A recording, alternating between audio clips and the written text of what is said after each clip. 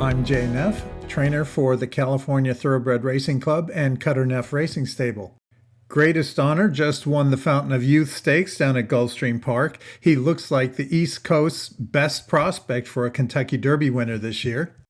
To my eye, Greatest Honor looks like a horse that can really go a distance, and it's in his pedigree. But we'll take a look at his pedigree and how he's handled distance in the past.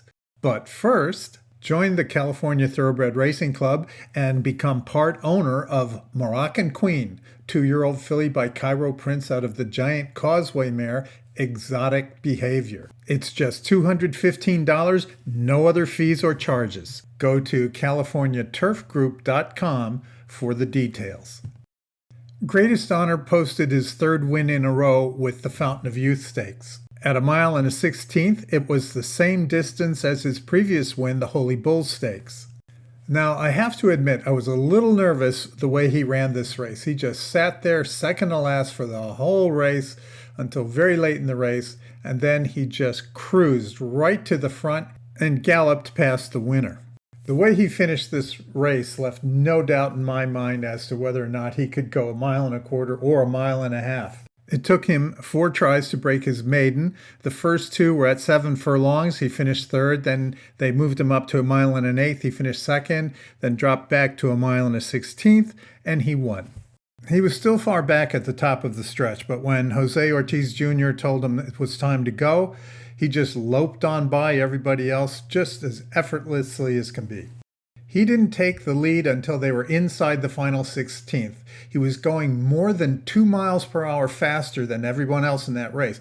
2 miles per hour at the end of a race is a lot. That final 16th was 6.37 seconds. Anything under 6 seconds is extremely fast, but 6.37 is good, not great. The time of the race, 1:44.02, good, not great. However, that's all he had to do to win it.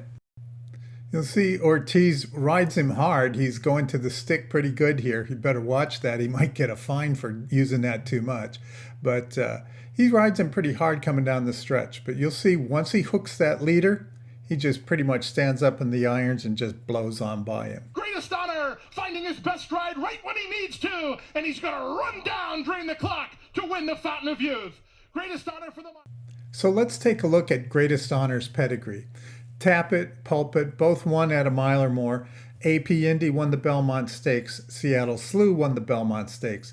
But Mr. Prospector, that's a different story.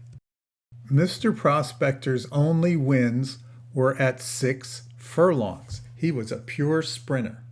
And Mr. Prospector is the son of Reza Native. And you want to talk about speed? Only 4 starts lifetime, 4 wins. Every one of those races was under 6 furlongs, 5 and 5.5 furlongs. New track record, equal track record, new track record. So maybe it comes from his mother.